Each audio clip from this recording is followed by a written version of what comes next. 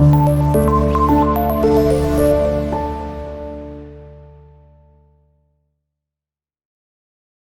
वालेकुम students, 10th class computer का हमारा आज का जो चैप्टर है वो है यूज़र इंटरेक्शंस। हम यूज़र इंटरेक्शंस चैप्टर को स्टार्ट करेंगे।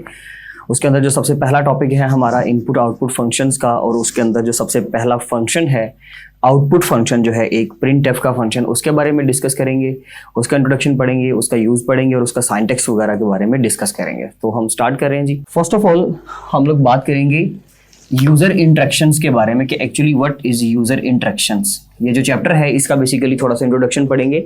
यूज़र इंटरेक्शन बेसिकली एक ऐसा फॉर्मेट है, एक ऐसी चीज़ है कि जिसके अंदर किसी भी कोई ऐसा प्रोसेस आप समझ लें, कोई ऐसी चीज़ इमेजिन कर लें कि जिसके अंदर यूज़र जो है वो अपने सिस्टम के साथ इंटरेक्ट करेगा, अपने प्रोग्राम के साथ इंटरेक्ट करेगा। और उस इंटरेक्शन के अंदर बहुत सारी चीज़ें हैं, जैसे कि उसके अंदर बहुत सारे फंक्शंस को यूटिलाइज करना पड़ेगा, उसके अंदर उसको कुछ चीज़ों की इनपुट देनी पड़ेगी, कुछ चीज़ों की आउटपुट रिसीव करनी पड़ेगी। तो इसके साथ साथ वो और भी बहुत सारी चीज़ों के बारे में काम करता है। तो वो सारी जो इंटरेक्शंस हैं कि कौन सा कैरेक्टर को हमने किस वक्त इस्तेमाल करना है, कैसे चीज़ों को प्रिंट करवाना है, कैसे वेरिएबल्स को यूज़ करना है, कैसे हम लोग ऑपरेटर्स को पढ़ेंगे, अर्थमेटिक ऑपरेटर्स के बारे में डिस्कस करेंगे। ये सारी चीज़ें इस चैप्टर के अंदर होंगी।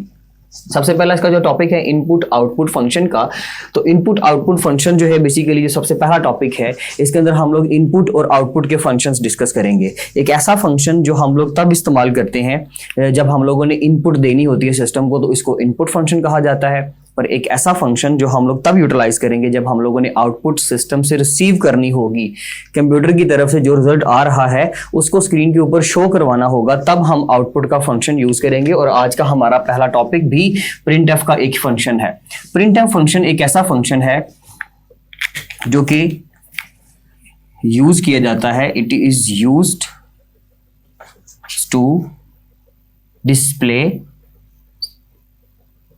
रिजल्ट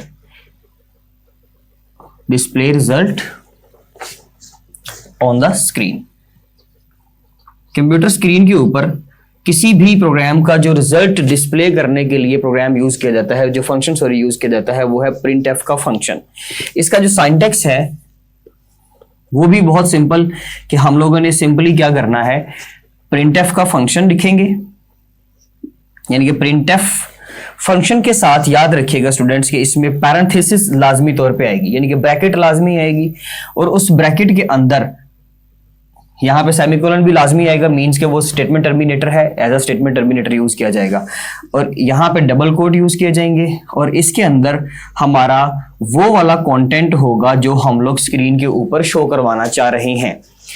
ठीक है, प्रिंटएफ का फंक्शन एक ऐसा function that is used to display the result on the screen. जब आप लोगों ने सारी कैलकुलेशंस परफॉर्म कर ली, प्रोसेसिंग कर ली, आफ्टर दैट आप लोग वो सारी स्क्रीन के जो रिजल्ट हैं, वो सारे जो कैलकुलेशंस का रिजल्ट है, वो प्रोसेसिंग का जो रिजल्ट है, वो आप लोग स्क्रीन के ऊपर शो करवाना चाहते हो। उसको स्क्रीन के ऊपर शो करवाने के लिए हमें एक आउटपुट फंक्शन चाहिए होगा। उसकी इंस्ट्रक्शंस के बारे में हम लोग पढ़ रहे हैं, और वो फंक्शन कौन सा है, दैट इज प्रिंटएफ फंक्शन। और वो फंक्शन का सिंटैक्स क्या है, प्रिंटएफ का कीवर्ड प्रिंट एफ ही यूज किया जाएगा, इसके अलावा हम यूज नहीं करेंगे कुछ भी। और वो फॉलो किया जाएगा किसके साथ, एक ब्रैकेट के साथ, छोटी ब्रैकेट, स्मॉल ब्रैकेट, जिसको हम पैरेंथेसिस भी कहते हैं, डबल कोट यानी कि इन्वर्टेड कोमास, उसके अंदर हमारा वो वाला कंटेंट आएगा जो हम लोग स्क्रीन के ऊपर शो करवाना चाहते हैं।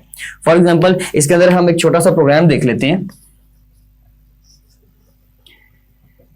ये हमारा सबसे पहला प्रोग्राम भी होगा इस चैप्टर का, जिसके अंदर मैंने फिर दोबारा सारा वही कोड कर लिया, जिसमें मैंने एक फाइल इंक्लूड की, एक ऐसी फाइल जो कि स्टैंडर्ड इनपुट आउटपुट की फाइल है .h। असल में वो फाइल का अब आपको यूज भी समझ आ जाएगा कि स्टैंडर्ड इनपुट आउटपुट फंक्शन हम हेडर की फाइल थी, ये कैसे क्यों इस्तेमाल करते थे।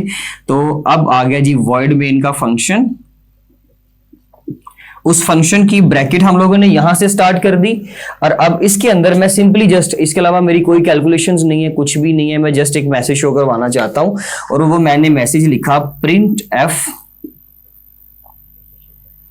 क्योंकि मुझे ये स्क्रीन के ऊपर शो करवाना है, तो मैं इसके लिए डेफिनेटली प्रिंटएफ का फंक्शन ही यूज करूंगा। और ये प्रिंटएफ का फंक्शन वर्ड मेन फंक्शन के अंदर, क्योंकि हम उस वर्ड मेन के फंक्शन के अंदर ही ये सारा काम कर रहे होते हैं, ये हम प्रीवियस टॉपिक्स के अंदर पढ़ चुके हैं, चैप्टर नंबर 1 के अंदर प्रिंटएफ। और इसके अंदर हमारे पास वो मैसेज जो हम लोग स्क्रीन के ऊपर शो करवाना चाह रहे हैं। मैं फॉर एग्जाम्पल यहाँ पे लिख रहा हूं जी हेलो वर्ल्ड।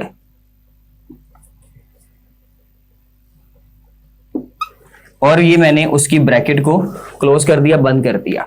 अब ये क्या होगा, जैसे ही ये प्रोग्राम रन करेगा तो कंपाइलर सबसे पहले ये वाली लाइन पढ़ेगा। जी ये हमारा प्रोग्राम है सिंपल सा, इसके अंदर सबसे पहले इंक्लूड कर देगा वो हेडर की एक फाइल को, उसके बाद वो वर्ड मेन का फंक्शन पढ़ेगा और उसकी ब्रैकेट के अंदर जो भी चीज उसको रन करवाने की कोशिश करेगा। और उसके अंदर हमने लिखा है printf का फंक्शन, तो printf के फंक्शन की वजह से यहां पर वो हमें आउटपुट क्या जनरेट करके देगा, जो भी उसके अंदर आप लोगों ने मेंशन किया हुआ है। और वो मैसेज क्या है जी, आपका हेलो वर्ल्ड। अगर इसका W कैपिटल तो W कैपिटल आएगा, अगर इसका W स्मॉल तो W स्मॉल आएगा, यानी कि एज इट इज। अगर आप यहां से सपोज ओ को मिस कर देते हो तो वो स्क्रीन के ऊपर हेल वर्ल्ड कर देगा। अगर आप लोग वो मेंशन करते हो, डबल ओ कर देते हो, तो हेलो वर्ल्ड कर देगा, यानी कि उसमें डबल ओ कर देगा। तो जिस चीज को जिस तरह से आप लिखेंगे डबल कोड के अंदर, वो एज इट इज उसको शो करवाएगा। आप यहाँ पे कोई अपर केस यूज कर रहे हो, वो अपर केस शो करवा देगा। अगर आप कुछ लोअर केस यूज कर रहे हो, वो लोअर केस शो करवा देगा। सो यहाँ पे इसकी आउटपुट क्या होने वाली है जी, हेलो वर्ल्ड।